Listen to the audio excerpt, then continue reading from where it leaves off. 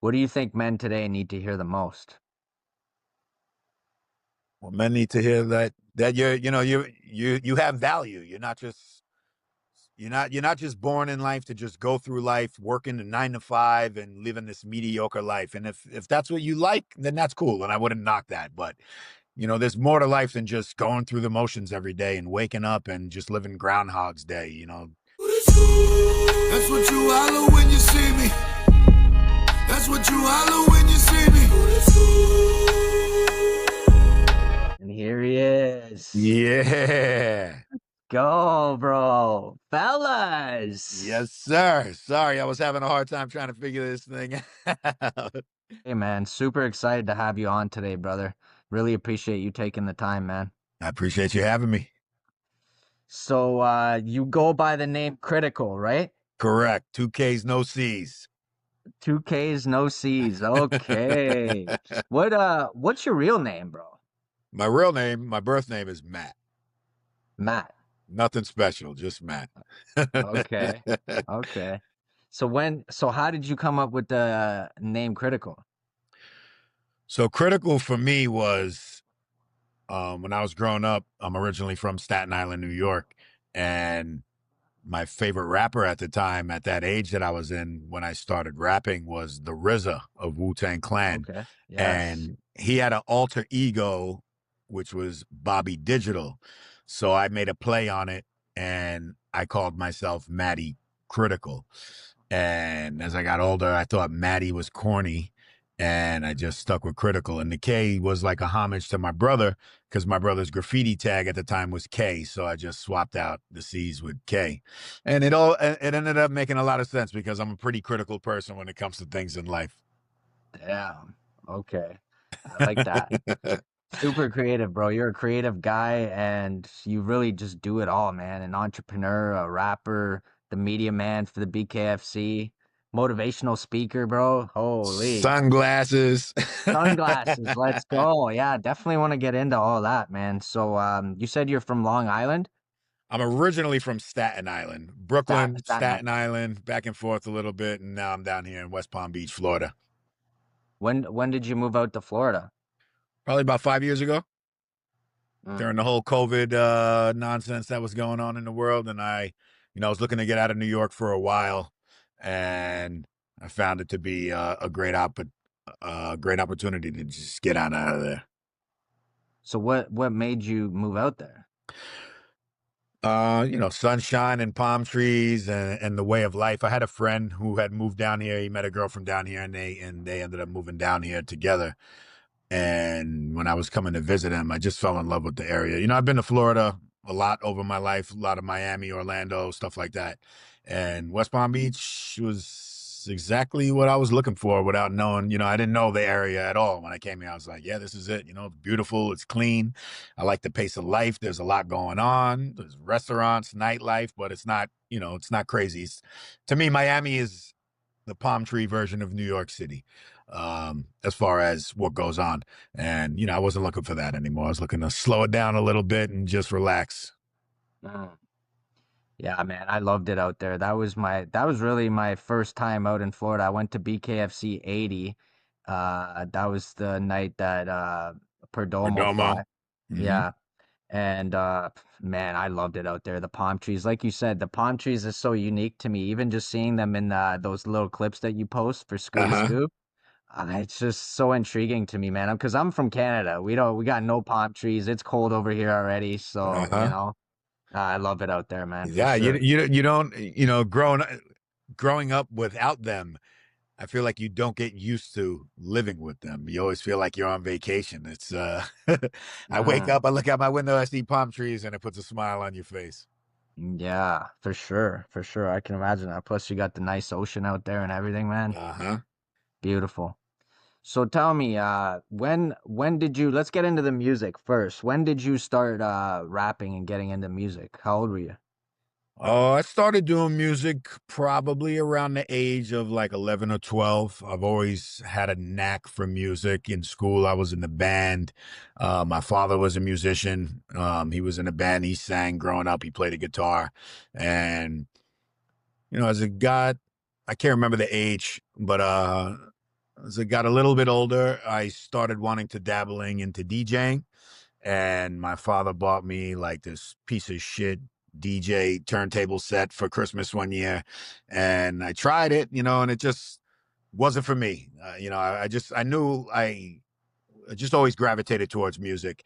And then I remember one time one of my older brother's friends were hanging out on the corner, and one of them had said something about how difficult it was to rap. And I was just a little cocky son of a bitch, and I was like, "Yeah, right. It ain't that it ain't that hard." So I went back and I wrote like my first rap, and I enjoyed it. And one of my brother's friends had a 4-track recorder in his house, and he like made some beat or whatever went in there, and I made my first song, and the rest is history, man. Do you still remember like the first song? The first song I don't. It wasn't like a full song. It was probably just me rapping. But like the third or fourth song, I remember that one. It was called Deadly Elements. And I remember I made an album for it. I recorded a video for it back in Staten Island in like this shut down insane asylum. I remember that vividly for sure. Damn, that's crazy. Yeah, no, I think you're super talented, I man. appreciate it. Thank you. I fuck with your music, bro. You're lyrical. You have that like gritty sound too, man. You give me a little bit of like DMX vibes DMX. too, bro. Uh, oh, you He was heard one of that my song? favorite artists growing up. It just so happens to have a vocal Oh, tone that matches his. But yeah, yeah. he's definitely a favorite of mine for sure. Yeah, so who else was an inspiration for you growing up? You mentioned DMX, RZA, right? Wu-Tang. Wu-Tang, Nas, Busta Rhymes, Big Pun, Mobb Deep, that whole era. I grew up in New York, so all that 90s New York hip Mm. hop was, super influential to me.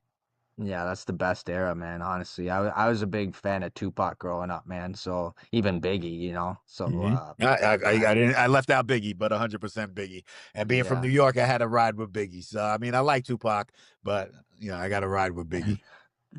that's what I was gonna say, man. Like you're from New York, so I was just gonna ask you who were you riding with, Biggie or Tupac? But Yeah, you Biggie answered that. all Yeah, day.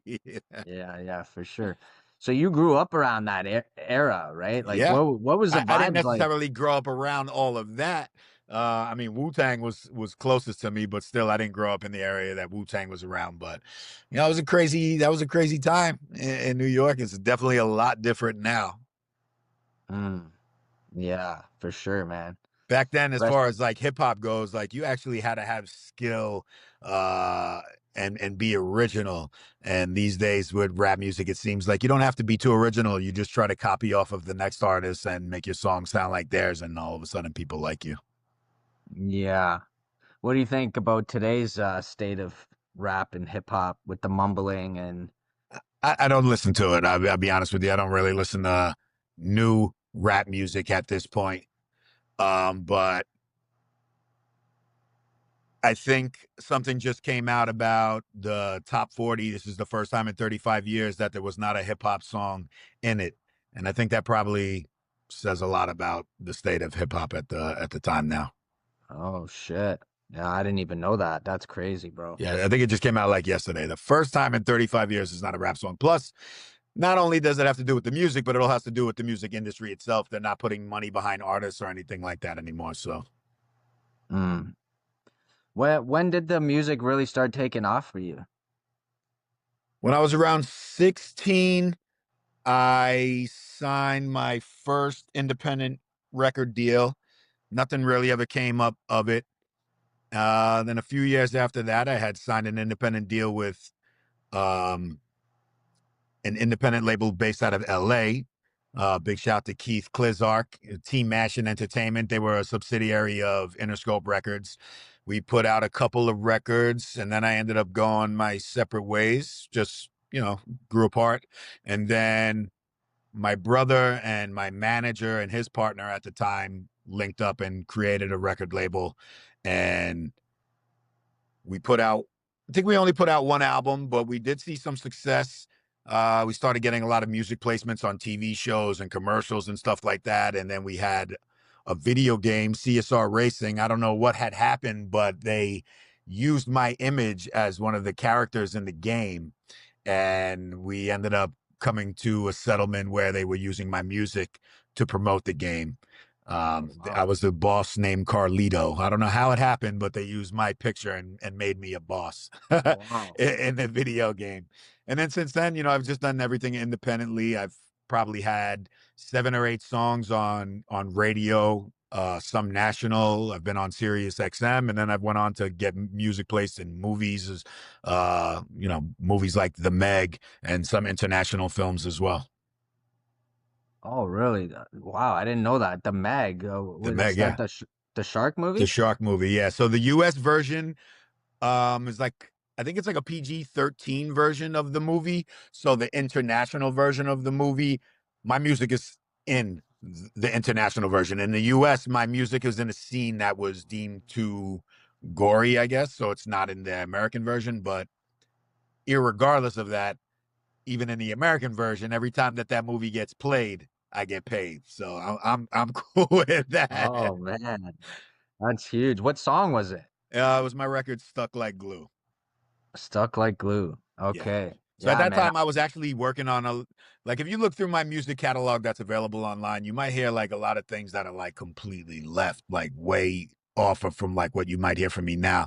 I was focusing on at that time doing a lot of music that was like kind of geared specific towards licensing and stuff like that. And when it comes to licensing, there's a formula to it. It's not just, true. I wouldn't say organic artistry. You're aiming for a certain type of thing. So that record is one of those records, and that record made me a lot of money. Not just from that, it's gotten a lot of syncs. Mm, that's amazing, bro. You Thank you. truly are a legend in the game, bro. I knew it. I'm And telling I you, was I on felt. tour for a few years. I was traveling with Sneaker Pimps and DXC Dunk Exchange. So I was able to perform from New York all the way to Honolulu, Hawaii, Oh, wow. opening up for acts like Nicki Minaj, Travis Scott, you name it. The who they weren't who they are today at that time, but they went on to be who they are. Oh shit, bro. That's crazy, man. That's what I like to hear. Let the people know, man. Talk your shit a little bit. I know you're a Yeah, humble guy, bro, I'm but talk usually your shit. humble about it, but Yeah. I've done some shit, man.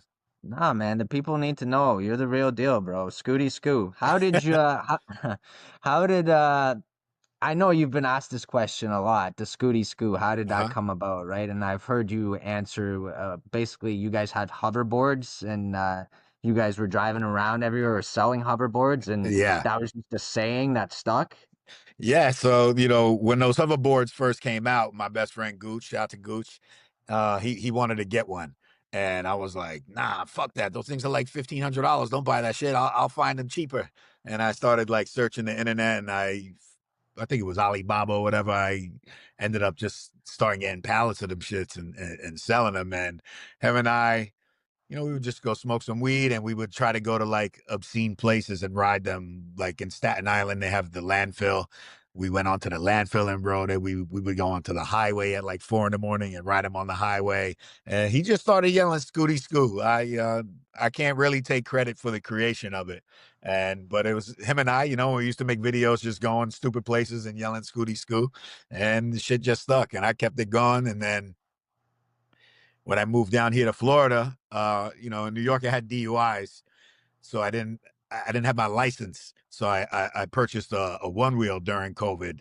And when I moved down to Florida, I would just like ride that shit to work or to the beach or whatever. And I started making videos, and I would just shout "Scooty Scoo" at the end because I was riding my scoot. And people were like, yo, I love these videos. Keep doing these videos. And at the time, I think I was putting a Post Malone instrumental that was available on Instagram behind them.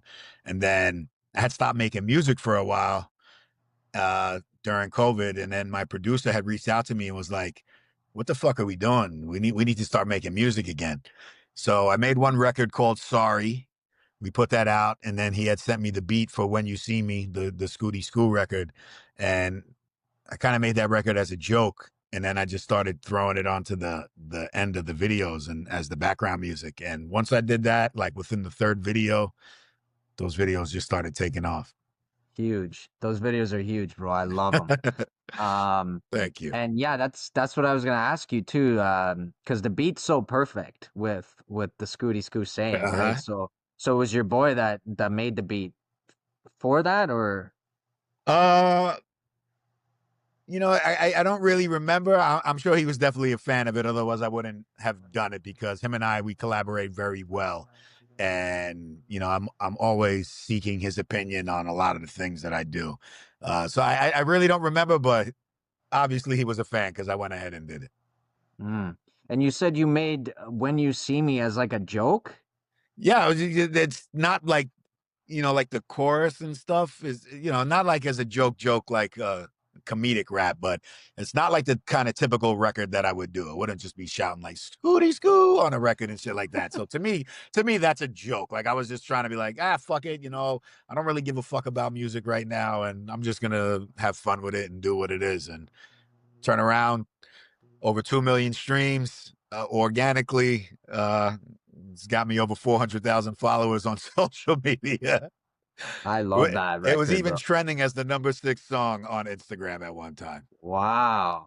Wow. I love that song. When did you release that song? I think it was March 2023. I'm pretty sure it was Oh, March. okay. Yeah, March 2023. Love that song, bro. That's Thank hype. you. Thank you. Uh, so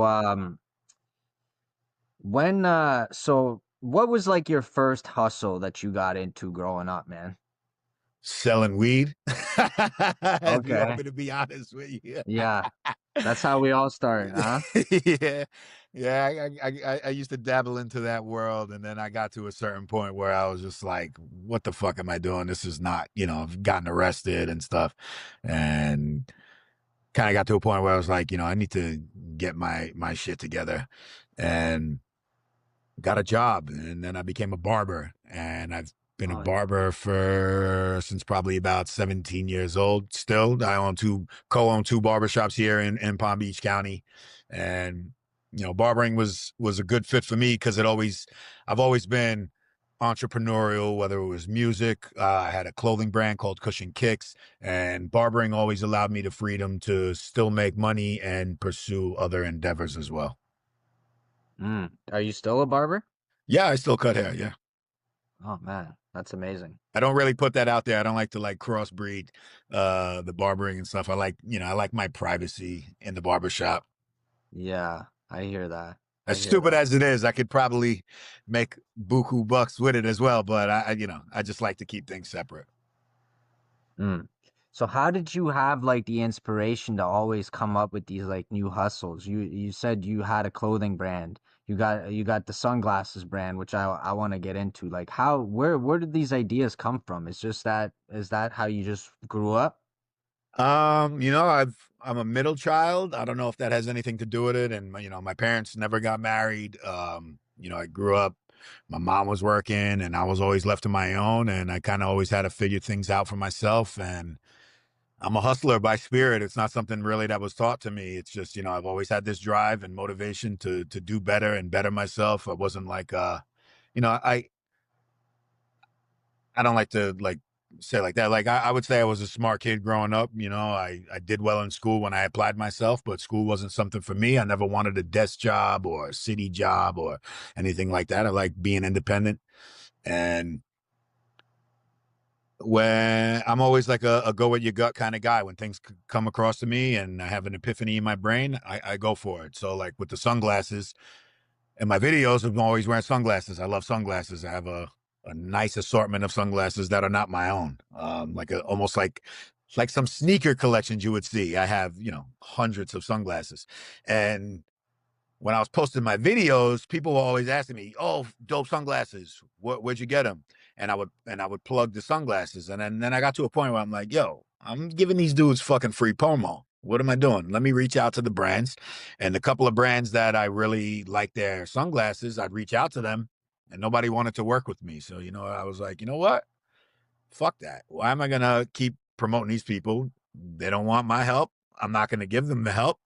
And I had reached out to my boy Mike, who's the owner of a clothing line called Cloud Kicker.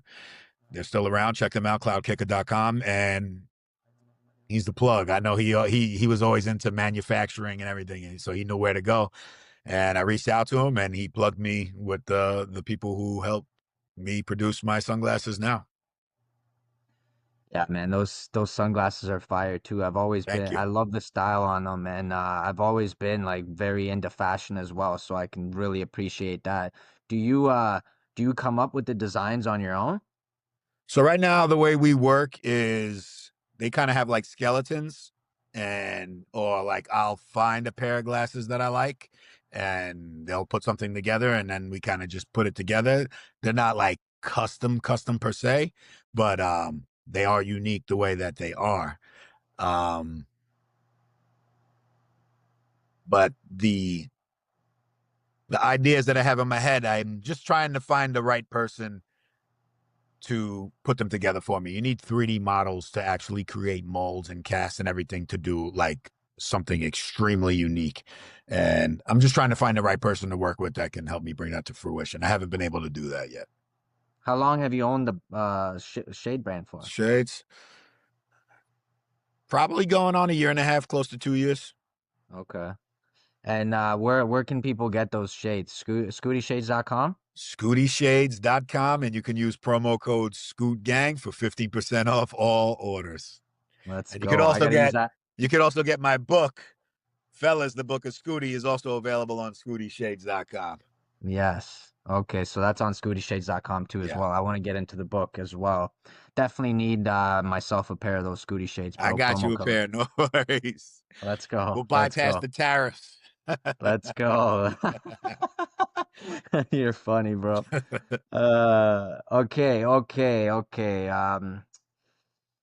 So how do you manage to do all these things? You got so many things on the table. Where like I have a hard time managing my full-time job and this podcast. That's two things, bro. You're doing like four, five, six things. How do you find the time to manage all these things? I don't have a life. That's funny because I keep getting, with everyone that I've been meeting through BKFC and all other types of endeavors, I keep getting this question where people are just like, "Bro, you make me feel like I'm not working," and I'm like, I mean, this. I have a go hard or go home kind of mentality, and I don't have a life. My life is 100% working. Like when I'm not doing this, I'm doing that. When I'm not doing that, I'm doing this. I don't sleep much. I wake up at 6 in the morning, and I probably go to bed at 2 in the morning sometimes. Oh, So I'm team no sleep, as unhealthy as it probably is. We're only here on Earth for a limited amount of time, and I want to make the most of it. yeah. I hear that, man. It's super I don't inspiring to recommend it. see. It's not for everybody. Like I said, I Yeah. have no life. I'll be honest. My life is my work. It's inspiring though, man. I gotta say, and yeah, you definitely do make me feel like I ain't doing shit out here, you know? So, Now you're working. Don't worry. You're working. I'm trying. I'm Otherwise, I wouldn't trying be to. sitting here with you, man. Come on. I appreciate that, bro, man. This is an honor for me, bro. So, even like, I don't know, man. Something about you, bro. I feel like I have this like connection with energy, bro. And we've never really met previously. I met you at the In last Jersey, youth. right? Yeah. Yeah, right. And just when, I approached you, I hit you with the scooty scoo, you hit me with the knuckles and knives, and I was like, man, I love this guy's energy, bro, you know? Uh-huh. And so yeah, man, I truly appreciate it, brother. My pleasure, brother. What's been your toughest lesson as an entrepreneur, would you say? Um, One, I learned pretty early on not to rely on friends and family Mm, because you'll get nowhere relying on them. They're going to be the last people to support you. You might have some people close to you that, kind of see your vision and will support you. I've had a couple of people, luckily, like my brother, but number one, kind of make you sour towards the people that you're around. Like you expect them to show you love and support you. And, more often than not, it's not going to happen. And then also just being able to stay determined and dedicated. I hate to use the word motivated because, I'm not always motivated, but it comes down to discipline really. And, you're going to get told no a lot more than you get told yes. And even from people that I know personally who try to pursue things, I try to be encouraging to them and I try to show love, but you see people, after a while, it kind of just dwindles, and then, they're back to the same old, and they kind of give up on things. So the ability to be able to just like withstand nothing and no results for a while until you finally see success is Mm, probably the toughest lesson that I've had to learn. And I'm grateful for it. It's patience, I guess. yeah. No, I know what you mean, and I wanted to ask you too about like sharing your vision with people, because it's something, like obviously you want to be able to go to your friends or your families and share your vision, but like you said, you expect them to kind of have your back and hype you up. But then I've also been in that situation where I share my vision and then I get the response that I wasn't expecting, and then it kind of deteriorates me from what I actually wanted to do. So it's almost like I don't like sharing my vision anymore, bro. I like keeping it close to my heart, telling like I tell my wife because she's really the only one that supports me no matter what. So yeah, I don't know. What's your input on that? Do you like to tell people what your next move is, or do you kind of just keep that close to yourself? I do. Just because I'm like really personable, and Yeah. I like to share things with people. But sometimes, a lot of times, maybe you share something and it doesn't work out the way you expected, or it doesn't come to fruition. And I'm like, man, I shouldn't have even fucking said nothing to anybody. But at the same time, I really don't give a fuck. I really don't care what people think. And, Mm, depending on what it is, I'll kind of keep it to myself.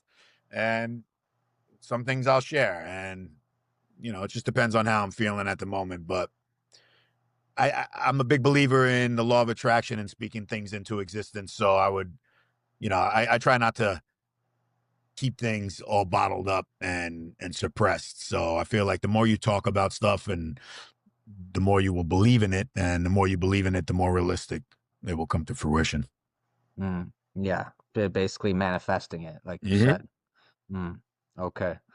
What advice would you give to younger people trying to build their own lane, uh, trying to start something new? Do you Just have? be yourself, and don't give a fuck about what anybody says, because 95% of the time people are going to tell you you're nuts, don't do it, it's stupid. And you have to have the ability to just not give a fuck what they think, and continue on the path. If it's something you truly love and truly believe in, you're the only one who can stop you from making it happen. Mm, okay. I like that, man. Listen to the man when he Even though it speaks. sounds cliche, Yeah. that's the way it is. But no, that is, you know what? It is a big thing to not give a fuck what people say, man, and what people think about you, because I feel like, that deteriorates a lot of people from doing what they really want to do, Mm-hmm. man. So don't let those people get in your head, man. Nah. Mm. Especially when it So, comes to being on camera. People have that fear, oh, people are going to say it looks stupid and all this shit. It's like, who gives a fuck? At the end of the yeah. day, you got to live with yourself. You're not living with them. They're not paying your bills. They don't care about you. Yeah. Facts. Facts. Big facts. Let's get into the motivational speaking and some of the men empowerment because I really love that as well. You're big on motivating men to level up. Where did that mission come from, and how did Fellas Fridays come about? Well, just in the motivation sense in general, just from kind of like being a barber for as long as I've been, Mm, and interacting with so many different men, and hearing their viewpoints and things that, they go through. I'm a positive person, and I'm always being encouraging to people, and I like to share my experiences, especially to younger people, because I can help people avoid stuff. And people I enjoy people letting me know that I've helped them. And I've always been a big help. I like helping people. It's something that fulfills me inside, something better than money. I love making money. I love spending money, but helping people, it's it's more fulfilling. I don't know how to describe it. It puts a smile on my face. And I've been through a lot of shit. And if I can share my experiences, or experiences of the people around me that can help somebody, because, you know, shit is hard out here. A lot of people are dealing with a lot of shit, and you might not know about it because a lot of people don't like to speak about it. And if I can help people, why not? And Fellas Fridays was a good platform to do that, and I was just looking to do something different other than just, as much as I enjoy making my Scooty videos, it can be pretty monotonous, and it's not something I want to get bored of doing. And I wanted to expand on the brand and provide like a new outlet, a different light for people to see me, and just expand on the brand. And Fellas Fridays gives me the opportunity to do that. Yeah, I really appreciate that too, man, because there is a lot of men struggling out here with mental health, and I don't think there's a big enough light on that in general. So it is amazing to hear and see, and we respect you doing that for all the men out there, man. But what made you give advice to men in general like that? Like what is it that you've seen in today's society with men that made you steer towards that route? From my experience in barbering, because I'm dealing with men all day long, and I like to talk when I'm with my clients, and go back and forth. And guys got a lot of problems. I hear it all day long. Yeah, Make me hearing their problems makes me feel like, damn, I don't got it so bad. Dealing with other shit. We're all going through something, and you know, Fellas Fridays is just the Instagram or YouTube version of my barbering career. It's just something that goes on every single day. I do it. And if I can help people, it's worth it for me. for sure, brother. What do you think men today need to hear the most?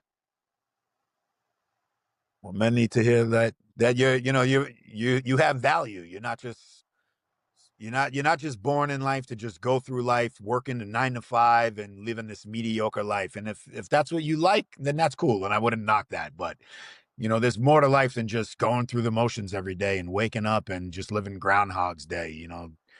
We all are special in our own way, and uh, whatever you have inside of you, express it, get it out of you, and share it with the world, because you might feel like you're alone, but believe it or not, there's a lot of people that are just like you and share the same thoughts and ideas, and you might be able to help somebody else. Mm. Is that so? What inspired you to write the book? The Scoot Gang, everybody was in the comments, we need a book, you need to write a book, where's the book? So I just took a collection of a lot of the most viral quotes that I had, and put them together. And then I actually broke down each quote and what I was actually trying to say, which is also basically, Fellas Fridays is also an expansion of my Scooty videos. Because, for me, those things are fun. They're funny. And I was very surprised on how many people will reach out to me and be like, yo, your videos fucking help me so much. And I'm like, wow, that at those videos with my Scooty videos, that was not the intention. I was just trying to be funny and piss people off at the same time. And uh, realizing how much they actually help people, I was like, when I was going into making the book, I was like, well, I need to expand on what these quotes actually mean, because they're meant to be funny, but there is truth and depth to them actually when you look into it, and it's almost like a form of songwriting for me as well. Yeah, no, I hear that. Like people look at it like it's a little bit comedic and stuff, but there's definitely a lot of deep meaning to all those Uh-huh. quotes that you're saying, man. Definitely hear that, bro. I love that. What's the name of the book again? And you said scootyshades.com, they can get it, right? Fellas, the Book of Scooty. You can get it at scootyshades.com. Let's go. And Go I'll get your sign them book. if you order them today or whenever you see this podcast. I'll sign them for you. Let's go. I need me one of those too, brother. I got you. All right. Let's transition over to the BKFC and your media work, because I really love your media work over there as well. Thank you. And how did that come about? How did you get the opportunity to start working with the BKFC? So one of the folk over at BKFC who I'm now friends with I guess he came across me on Instagram and liked my content, and he had reached out to me. I don't remember when. It was sometime last year, and was like, "Hey, we're doing bare knuckle fights." And that, mind you, at this time, I never even had heard of BKFC. Um, He was like, "We're doing bare knuckle fights down in Hollywood, Florida. Would you like to come out to the event? I can get you some tickets." And it was his personal profile, and there was nothing BKFC associated with it or bare knuckle anything. So I was just like, and it was like 5 o'clock, and the event was at 7, and I was like, I'm busy. I was busy, and I was like, I'm busy, and I really didn't like believe it too much. And I was like, if you guys are in Florida again, give me a heads up, and I'll come out. And he did, and that was in December of 2024, and I came out, just as a just in the audience, just watching the fights. And I was, taken back. I was like, yo, this shit is fucking amazing. I fucking fell in love with it right there. Just the whole production level, the fights, it was like something I had not seen before. And I was like, this shit is fucking amazing. And Jeremy Stevens had actually started following me and reached out to me a couple of months later, and I was like, "Oh shit, he's doing BKFC," and it put it back in my head. And I reached out to my buddy over at BKFC again. I was like, "Yo, when you guys come back into town, I'd love some tickets again. I'd love to, bring some of my friends." And he did. And when I got there, he was like, "Yo, I want you to interview some of the fighters." And that night, at the end of the night, he took me back to the press conference, and I interviewed HD Davis and Luis Palomino during their King of the Street after their King of the Street fight, and it's been on since then. Mm. So what was that first event that you went to that you said? Do you remember? The first event, I don't remember which like numbered event it was. I do remember Perdomo fought and Christine Ferreira fought.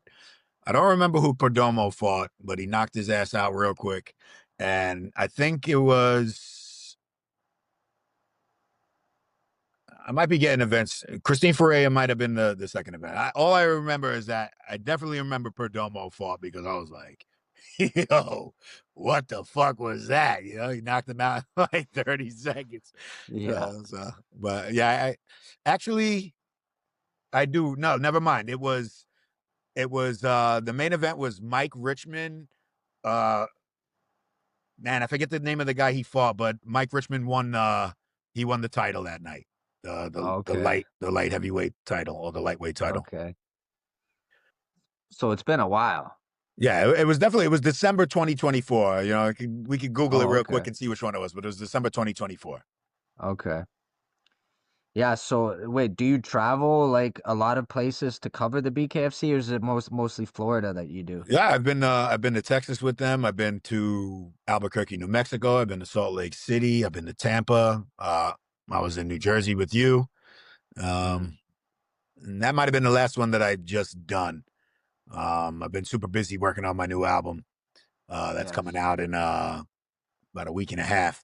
But yeah, the next event that I will definitely be at, I will definitely be at the next BKFC here, December 5th. December 5th. Yeah, you know what? Well, I haven't released it yet, but earlier today I actually did a face-off with Ryan Reber and Justin Ibarola as well, because Uh-huh. their fight just got announced too. So I'm looking forward to that fight. That's December 5th as well at the Hard Rock. So that's looking to be a great card. You got Palomino and And Oscar Trout. Trout. Hmm. Yeah, main event. G Perez on the card. Perdomo. Corey, what you Yeah. talking about? Willis versus Perdomo. Yes. Yes. I think Christina Vicens is actually on that card as well. Okay. Yeah, no, the card's shaping up, man. I thought maybe the Henry brothers were gonna be on that card as well, because there was talks of that as well, but I don't know. The card's just so stacked now. I don't know where they're gonna fit them in, you know? Yeah, and I mean they both did just fight, right? Yeah, Bryce just fought in Hammond. October. Yeah. Yeah, Hammond, Indiana, yeah. So do you have any like standout moments covering fighters or any of the events that you could really like share and any cool experiences? I mean, they're all great, but I became pretty cool with actually, and I left one out, Sturgis. I was at Sturgis as well. And Oh, I yeah, became pretty cool with Julian Lane, and watching Julian Lane capture the title was pretty fucking cool, man. huge, In front of like huge. 22,000 people, and that Sturgis shit is crazy. Yeah. And you know what? A lot of people were counting out Julian Lane in that one, man. Hmm. I can't lie. I feel like I was leaning more towards Gogo in that fight as well, just off of his record, basically. Hey, But it was undefeated, right? yeah, you can't count out Julian Lane, man. And speaking of Bryce Henry, he might be next for Julian Lane, you know? That's Maybe kind of what even it's Connor sounding like. Tierney as well. Connor Tierney, yes. Yeah, that's another beast from the UK. Um, who do you really enjoy watching? Like, say they're fighting tonight, you're not missing it in the BKFC. I mean, too many to count. I really like. I hate to like pick favorites because I've Mm, gotten to meet a lot of the fighters, and they're all super cool, humble, smart dudes. Um, I obviously enjoy watching Perdomo. You know, yeah, I want to see somebody take him to the second round. I want to see somebody do that because his fights are pretty short. I don't even think the guy's fought more than 10 minutes total in BKFC. yeah, Um, they're all exciting. I really enjoy watching the women fight though because the women go out there and they rock, man. yeah. Man, you got to be different for bare knuckle in general, but to be a woman and fighting bare knuckle is like, yeah, like you said, the women fights are spectacular. I love Yeah. them, and like look at Christine Fear against Jessica Borga. Like Uh huh. what an incredible fight. I really I was super happy for Christine Ferea, but I was heartbroken for Jessica Borga, man. Just Yeah. to see that nose break and it was tough to watch. It really was. I Yeah. wanted to almost go home after that. I felt like shit. Yeah. Yeah. I know. I was gonna say, man, if that was the last fight of the night, I don't know, that would have just taken the air out of the building. But then we had Mike Perry against Jeremy Stevens, and that And that was was crazy. Yeah. Those two guys, incredible. man, the way they can just eat those punches is crazy. Mike Berry's an animal. I mean, so is Jeremy Stevens, man, because that dude just Yeah. kept getting up. Yeah. What do you think is next for Mike Perry? Well, since Mundell is no longer fighting Lorenzo Hunt, Yeah. to me that seems like what's probably on the horizon. Yeah. I think so And I too. was actually surprised when I saw Hunt versus Mundell because Dyer. oh Dyer versus Dyer, Mon. yeah, I'm Yeah. sorry, Dyer Yeah. versus Yeah. Hunt. I was surprised when I saw that because I I forgot. Like I had saw something and I was like, to me, it seemed like it was gonna be Hunt versus Dyer. And then like the same night in Jersey, they announced Mundell and Dyer, and I was like, what the fuck? And then what, like a week or two later, now you see he's gonna be Hunt and Dyer. And that should be exciting as Yeah. well. He hasn't fought in like a year and a half. Oh man, I'm super excited for Lorenzo's return. I love watching him fight. He's another guy I truly think is a pioneer of bare knuckle. He really brought a lot of eyes to it way before like Mike Perry came in the mix. Of course, that's a huge pioneer of the game as well, but Lorenzo Hunt's a legend and I can't wait for that return. Yeah. I mean, he's got the most wins, right? Yeah. Yeah. Yeah. He's been doing it for a minute, man. I don't know exactly how long, but you got to be a savage to be out there for that long. Yeah. I mean, much respect due to all the fighters, especially Anthony Garrett. Yeah. He's another animal, knocking Yes, people out super quick. Uh, I, nothing but the utmost respect to all those guys for getting into the ring and doing that. for sure. Excited for Anthony Garrett's return too. I know he's looking for a fight. Has there been an announcement on his next fight at all? Not yet. I actually just spoke to him like 2 days ago, and that's exactly what I asked him, and not yet. So hopefully something soon. He was looking to fight. He was looking to get in the ring with Corey Willis, but Corey Willis got that fight with Perdomo, and I don't blame him for taking it. Mm, yeah, for sure. That's a huge fight for him too, man. Yeah, Perdomo is something special, man. I know they like calling him the Mike Tyson of bare knuckle. To me, it's just amazing to see somebody train so hard for that one night and then go out and get it done in like 30 seconds. That must be insane feeling, you It's know? crazy. Yeah, I don't, everybody wants to see him versus Ben Rothwell, and Ben Rothwell is a beast as well. I just the way he comes out, it's crazy to see. Like I have yet to see anybody really give him any type of problem. Yeah. Well, man, they got that big man tournament coming up, the $25 million tournament. That's electrifying as well. And who knows, maybe they meet in that tournament since like I truly thought Perdomo was going to be facing Ben Rothwell before that tournament, but Hmm. it sounds like they might have to meet in that tournament. Well, yeah, it sounds like they're building that. The anticipation is going to be built and built and built before those two get in the ring. But that tournament is going to be something crazy too, because I think it goes down to 185 all the way up Yes. to Yeah. heavyweight. So Yeah. you might be seeing you might be seeing some circus action in the squared Yeah. circle. Or you might see Mike Perry against Ben Rothwell, like look at that. Yeah, that would That's be crazy. I've seen a little insane. sneak peek of them in the VIP room at one of the BKFC's Yeah. wrestling. Shout out to Yeah. my boy Paul Chupacabra TV. That they got that video. Yeah. No, yeah, that's great footage. And man, give it up to Mike because he'll say yes to any fight. I Yeah. could see him going in there against a heavyweight, no problem. Yeah. Oh yeah. So what do you think about McGregor being the co-owner of the BKFC now? Did you follow his career at all? I never really was. I was into UFC back in like the Tank Abbott, Hoist Gracie days, and then I got more into boxing. Um, Obviously, I know who Conor McGregor is, and it's monstrous and monumental for BKFC because it just brings so many more eyes and so much flair to the promotion itself. And I'd love to see him get in it into the ring. That's my next question, bro. Do you think he does? You know, I know he has obligations with UFC first Yeah. that he has to fulfill, but you know, I don't know. I'd like to see Yeah. it happen, but I don't know.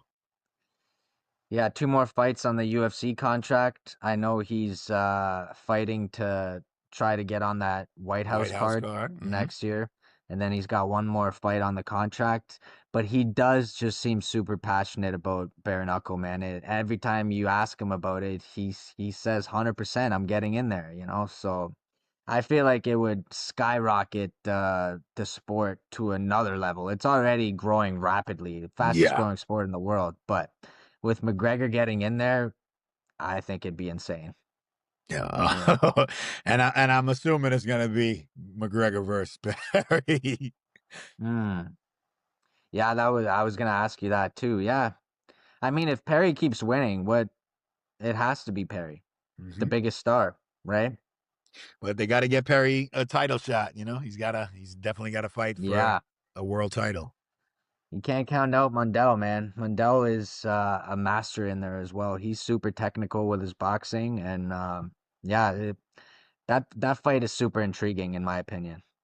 Hmm. You know, what do you think about BKFC Ice Wars? I've seen you doing some interviews over there. You were at the last event, right? Yeah, yeah, it was cool. It's super different.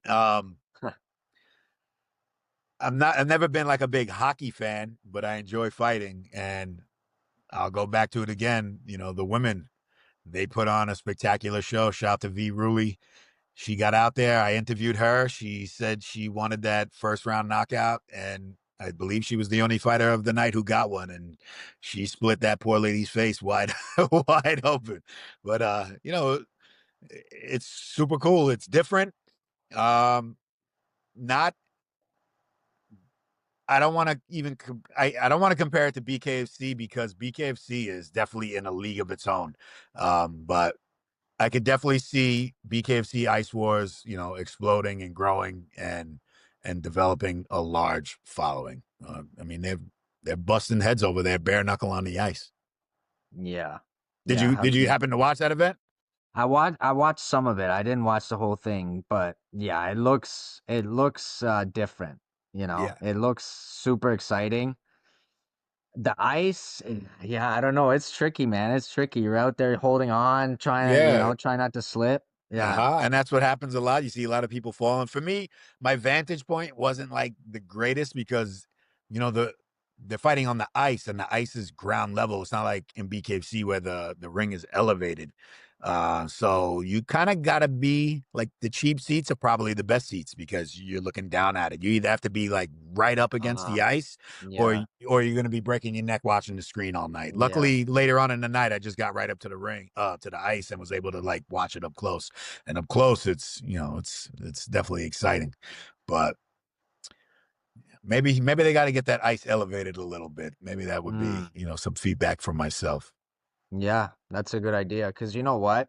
I've been to, that's what I like about BKFC as well. I feel like you get a good view at anywhere you're sitting in the crowd.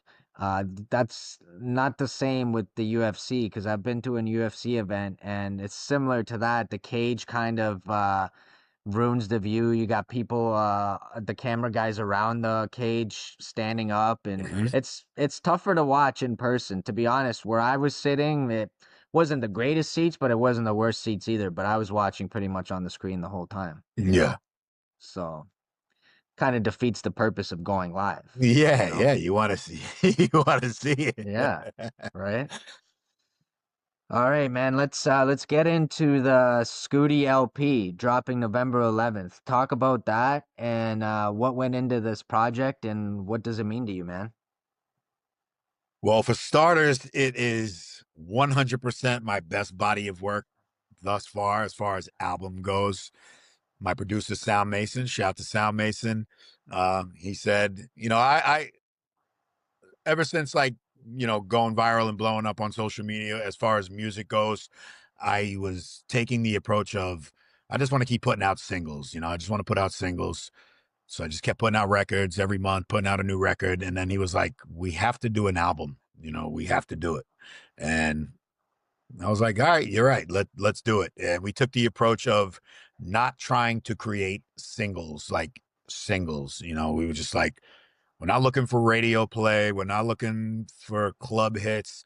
We're just going to make music and, do what you do. And I try to incorporate aspects of the book. We were calling it the EP of Scooty, to Yeah. play off the book of Scooty. But for some reason, my distributor said, uh, I was under the impression that anything under 10 songs was an EP, but according to them, it's not. It's less than 6, and they would not let me release it as the EP of Scooty. So we had to, double back real quick. We came up with the Scooty LP, and it's basically the musical version of the book of Scooty. Mm. It's just all aspects of who I am and my outlook on a lot of things. Um, we incorporated a lot of relationship stuff and motivational stuff, and it is fucking fire. And I cannot wait to fucking release it. And my boy Sound Mason produced, mixed, and mastered every record on the album. Shout to him, Grammy nominated producer. And without him, this album wouldn't be coming to life. So shout to him. Can't wait to hear it too, brother. November 11th, November it'll be 11th. on Spotify, right? It'll be on every major digital streaming platform. And I'm pretty sure I'm going to be shooting a video for every record on the LP. A little sneak peek. You guys already heard 2 of the records. Bop is on the EP. Yeah. And obviously, When You See Me is going to be the bonus track. So those both already have videos. We just shot the video for Fellas, and we're going to continue to just keep shooting videos for every other record on the project. Do you have like a favorite track on the project? Probably Fellas, the first one we're putting out, but they all have a little special place in my heart. They're all, they're all different and unique in their own way. And I wouldn't be mad at listening to any of them. But Fellas, I think I just posted a little sneak peek of the video a couple of days ago. The beat is just retarded. Yeah. It's No, I heard hypnotic. that. Yeah. Yeah. How long have you been working on this project for? Probably about a year.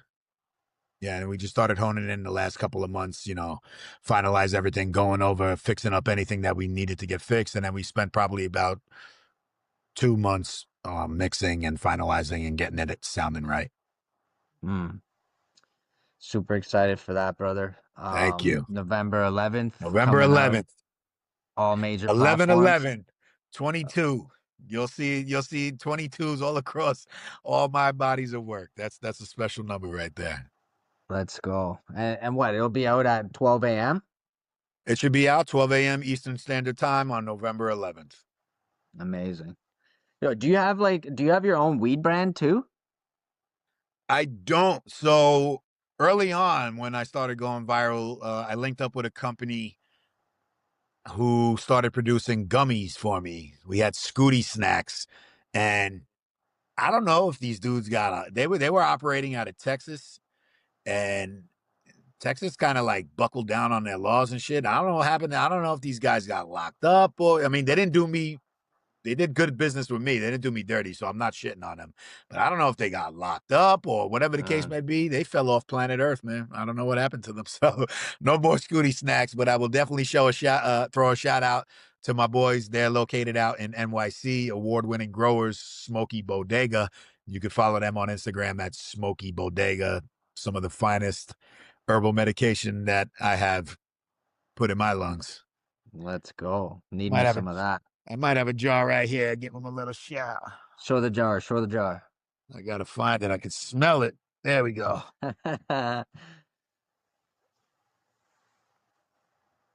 Shout to Smoky Bodega. They got that crack. We got some purple octane Jealousy. jealousy, some pure Kush. They developed some of their own strains. Fire. I smelled it before I even opened the drawer. Smoky Bodega. Go check them out. Are And you in the also, you Oh, let go me give ahead. another plug right here to one of my sponsors, Grav Labs, the OGs in the Oh, glass game. the They're always sending gravity me tons of glass. is that like a gravity bong? That one right there is, but they make uh cannabis elixirs. This is like a cannabis spirit. You know, you mix it with your drink. Then this one's a little dirty, so don't judge me, but they make bubblers and all that type of shit. They got whatever you want to call these little suckers. You know. Oh yeah, Shout to them. bubblers. They Yeah, keep yeah. me laced up over here. Fire, bro. Do you like go to a dispensary out there, or is this just online? Well, out here in Florida, weed is medically legal, but Smoky Bodega is my sponsor, so I'm not going to tell you how, but we get it. Uh, let's go. Man, you're the man, brother. I appreciate you for Likewise. taking the time. Is there anything else you want to cover or let the people know? Let the people know about your sponsors, where they can get all your stuff. That way, it's all at the end and people can get it, man. Most importantly, November 11th, my album, The Scooty LP, is dropping November 11th on all platforms, Spotify, Tidal, Amazon, you name it. It's be everywhere. And make sure you head on over to scootyshades.com and use promo code ScootGang for 15% off all orders, and tune in each and every Friday, 9 p.m. Eastern Standard Time on every streaming platform, Kick, Twitch, YouTube. We don't stream live. We do drop the videos on there, and on Instagram, 9 p.m. Eastern Standard Time, fellas, Fridays for the jewels. We're dropping jewels, fellas. Let's fucking go, Yes, sir. fellas. Knuckles to knives, baby. Let's go. Scooty Scoo. Thank you so much, bro. I fucking appreciate you a lot, man. Like I Likewise. said, it's an honor for me. And yeah, in the future, maybe we can have some collabs together and shit. Definitely, brother. Thank you. Awesome, bro. Enjoy your night, man. And I'll see you at the next BKFC event, brother. December 5th. Yes, See you there. sir. See ya, Peace. brother.